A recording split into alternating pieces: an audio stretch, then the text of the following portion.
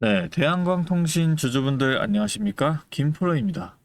오늘도 장중에 바로 방송을 켰는데요. 빠르게 핵심만 말씀드리는 시간 가져보겠습니다. 먼저 대한광통신은 현재 8%가 넘게 하락을 하고 있는데요. 이거 보고 좀 놀라신 분들이 계실 것 같아서 이거 먼저 짚고 가겠습니다. 어제 대한광통신이 크게 올랐었죠. 이 미국의 FCC가 중국산 이 광송수신기를 수입 금지를 검토한다는 그 뉴스 때문이었어요. 그런데 이렇게 하루에 크게 오른 종목은 그 다음날에 이 차익 실현 물량이 나오는 건 당연한 흐름입니다. 오늘 대한광통신뿐만 아니라 광통신 섹터 전체가 다 같이 빠지고 있어요. 어제 오른 만큼 오늘은 쉬어가는 구간이 되는 겁니다. 그런데 그 중에서도 지금 짚고 가야 할 게 하나 있는데요. 오늘 이렇게 하락하고 있는 와중에도 지금 이 자리에서 외국인들은 매수로 들어오고 있습니다. 개인 투자자분들이 어제 오른 걸 보고 오늘 불안해서 던지는 그 물량을 외국인이 받아내고 있다는 거예요. 이게 뭘 의미하냐?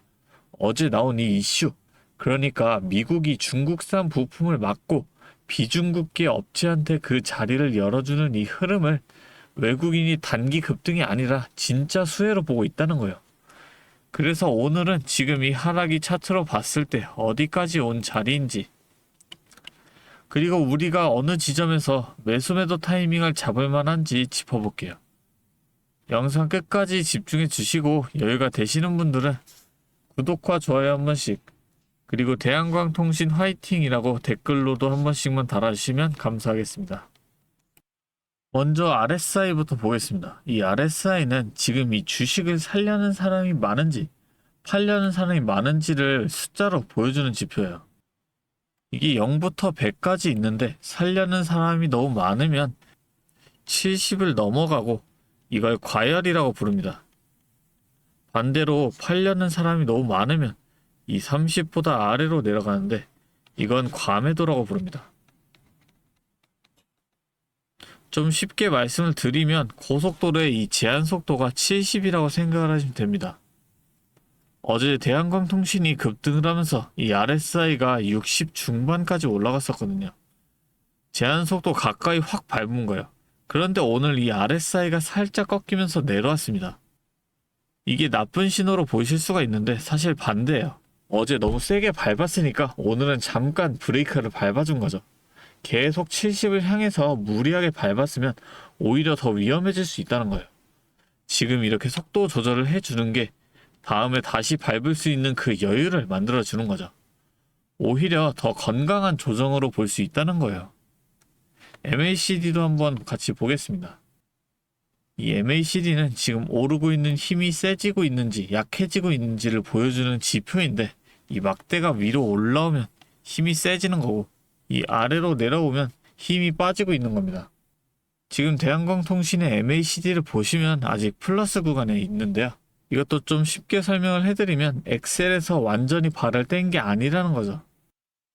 지금 대한광통신의 MACD를 보시면 이 플러스 구간에서 막대가 오늘도 계속 커지고 있습니다. 이게 뭘 의미하냐면 오늘 주가는 하락을 하고 있지만 상승하는 그 힘 자체는 아직 죽지 않았다는 거거든요. 가격은 눌리고 있어도 추세의 힘은 여전히 살아있다는 신호예요. RSI가 속도 조절을 하고 있는 동안 MACD는 오히려 엑셀을 더 세게 밟고 있는 거예요. 보통 가격 조정이 나오면서도 추세의 힘이 꺾이지 않는 구간이 이런 패턴으로 나옵니다. 거래량도 한번 보게 되면 거래량으로 보겠습니다. 오늘 거래량이 어제보다 훨씬 줄었습니다. 워낙 어제 크게 터졌던 이 거래량이 좀 정상화가 되고 있는 건데요. 급등한 만큼 그 다음날 이 거래량이 좀 빠지는 건 자연스러운 흐름이에요. 그리고 아직 오전장 초반이기 때문에 오후장 들어서면 이 거래량도 좀 더 늘어날 수 있다는 거죠.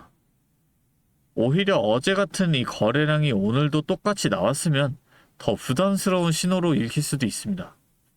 수급도 한번 짚어드리면 오늘 이 매매 동향을 보면 딱 나뉘는데요. 이 키움증권에서 39만 주가 넘게 매도가 나왔는데 키움증권은 이 개인 투자자들의 비중이 특히 높은 곳입니다. 그러니까 오늘 개인이 어제 오른 것을 보고 오늘 불안해서 던지는 그 물량이 여기서 나오고 있는 거죠. 그런데 이 물량을 누가 받아내고 있냐? JP모간이 지금 35만 주를 넘게 담고 있는데 매도는 단 한 주도 없습니다. 삼성증권도 28만 주 넘게 순매수를 했고요. 개인들이 겁먹고 던지는 그 물량을 이 외국계 창구와 기관 창구가 조용히 받아내고 있는 그림이에요. 이게 아까 말씀드린 외국인 매수랑 같은 맥락으로 읽힙니다. 개인은 어제 급등을 보고 불안해하는데 큰 손들은 이 하락을 오히려 담을 기회로 보고 있는 거죠.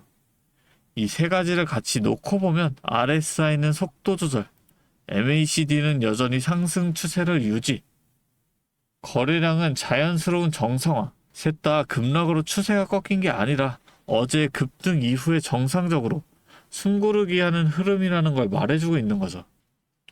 그리고 매물대도 한번 보게 되면 지금 이 매물대가 여러 겹으로 쌓여 있는데요. 특히 이 12,000원에서 11,000원 사이에 19.3%라는 이 매물대가 제일 두껍게 걸려 있거든요. 이 구간이 최근에 급등락을 하면서 많은 사람들이 거래를 했던 자리예요. 그러니까 지금 이 가격대 근처에서 한 번에 쭉 뚫고 올라가기보다는 이 매물대를 하나씩 소화를 하면서 계단식으로 움직일 가능성이 높습니다.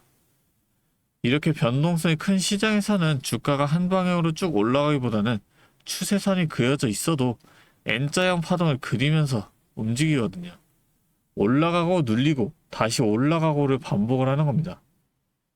그러면 우리가 취할 수 있는 그 전략은 명확해지는 거죠. 이 눌리는 구간에서 분할 매수로 담아주셨다가 반등이 나오는 지점에서 일부를 정리하시는 걸 반복하시면 됩니다. 이렇게 하시면 위쪽에서 물려 있으셨던 분들도 평단을 계속 낮춰가실 수가 있고, 아직 안 들어가신 분들도 이 구간마다 나눠서 접근을 하시면 훨씬 여유있게 자리를 잡으실 수 있다는 거죠. 물론 이 주식시장에서 정확한 타이밍과 이 가격 예측은 불가능합니다. 결국 이 돈은 스스로 판단을 하셔서 벌어가셔야 하는 거기 때문에 믿을 것도 없고 안 믿을 것도 없다는 거예요. 그런데도 혼자 하시는 게 좀 힘들다, 어렵다 하시는 분들도 계시더라고요. 기회는 옵니다. 절대 포기하지 마세요. 저는 이런 반등이 나와준다면 이 수익을 실현해야 한다는 생각엔 변함이 없습니다. 이런 변동성장에선 계속 홀딩해가는 중장기 매수 관점이 아니라 오히려 차익 실현의 기회로 봐야 한다는 거예요. 물론 이건 제 관점이니까 의견 한 개 정도로만 봐주시고, 이 의견에 동의하시고 같이 대응해보고 싶다 하시는 분들만 위에 있는 이 번호로 간단하게 대한이라고 두 글자 적어서 문자 보내주세요. 그러면 제가 그 문자를 확인한 뒤에 제가 보는 이 대응 시점을 같이 공유해 드리겠습니다. 제가 오랫동안 시장을 보면서 느낀 게 좀 있는데, 정보가 없어서 손해를 보는 사람보다 이 정보는 갖고 있는데 혼자서 판단을 하다가 타이밍을 놓쳐서 손해보는 사람이 훨씬 많다는 겁니다. 주식판이 늘 그렇습니다. 손절을 못해서 대부분이 무너지는데 막상 그 상황에 본인이 처하면 아무도 손절을 못합니다. 실제로 큰 하락 전에는 큰 상승이 있는데 이 4년간의 이 미국장에서 상승장이나 아니면 20년 만에 이 코스피의 상승장, 그리고 지금 또 이렇게 돼버리니 손절을 못합니다. 그냥 오르기만 기도하는 상황을 만들어버리죠. 주식 역사는 늘 이걸 반복해왔습니다. 지나고 나서 보면 말로야 쉽죠. 그래서 지금은 그 판단을 내리시는 걸 좀 도와드리고 있는 거고, 근거는 오늘 영상에서 다 말씀을 드렸잖아요. 근데 그 근거를 알고 있는 것과 실제로 그 타이밍에서 이걸 맞춰서 행동하시는 건 완전히 다른 문제입니다. 저는 그 사이에 있는 간격을 메워드리려는 거고, 여러분이 저처럼 좋은 자리를 흘려보내시거나 타이밍을 놓치시는 시행착오가 없으셨으면 합니다. 지금 이 영상 여기까지 보고 계신 분들은 이미 남들보다 한 발 앞서 있다고 말씀드릴 수 있을 것 같고요. 그래서 이렇게 끝까지 함께 해주신 주주분들을 위해서 특별한 이 선물도 하나 준비해 왔으니까요. 지금까지 영상 보신 주주님들만큼은 꼭 놓치지 마시고 이 선물까지 함께 챙겨가셨으면 좋겠습니다. 자, 오늘 제가 준비한 선물은 요즘 굉장히 핫한 이 AI와 관련된 종목인데요. 자, 그런데 이 AI가 사용되는 곳이 굉장히 또 많고 용량도 크다 보니까 전기가 부족해져서 이 전력난이 상당히 심각하다는 겁니다. 이게 어느 정도냐면 이 데이터 센터가 쓰는 전기량이 우리나라 전체 사용량의 2배가 넘는다는 거죠. 그래서 이 데이터 센터 기업들이 가장 먼저 해결해야 하는 숙제가 바로 이 전력난을 해결하는 겁니다. 자, 그런데 이 전력난을 해결하려고 발전소를 더 지으려면 이 10년이 넘는 시간이 걸리는데 당장 내일 전기가 모자란데 10년은 너무 길죠. 그래서 오늘 가져온 게 가상발전소인데요. 이 가상발전소는 정부와 기업도 큰 관심을 보이는 핵심 사업이라는 겁니다. 그러면 이 가상발전소는 뭘까요? 실제로 발전소를 짓는 게 아니라 여기저기 흩어져 있는 전기들을 네트워크로 묶어서 하나의 발전소처럼 통합 관리하는 시스템인데요. 예를 들어서 전기차 배터리에 남은 전기를 전력망에 다시 팔아서 수익을 낼 수도 있는 겁니다. 이런 식으로 전국의 남은 전기들을 AI가 모아서 마치 하나의 거대한 발전소처럼 운영하는 거죠. 사실 지금까지는 전기를 절약해야 한다 이렇게만 생각했잖아요. 그런데 이 조건 자체를 바꿔버린다는 겁니다. 이 발전소를 무작정 지을 수 없다면 있는 전기를 얼마나 효율적으로 쪼개서 쓸 수 있느냐가 핵심이 된 거예요. 이게 바로 이 가상발전소가 앞으로의 시장을 지배할 수밖에 없는 이유가 되는 겁니다. 이미 테슬라에서는 일본에서 가상발전소 사업을 전국으로 확대했고요. 우리나라 정부도 제주도에서 이미 시범 사업을 운영하는 중이죠.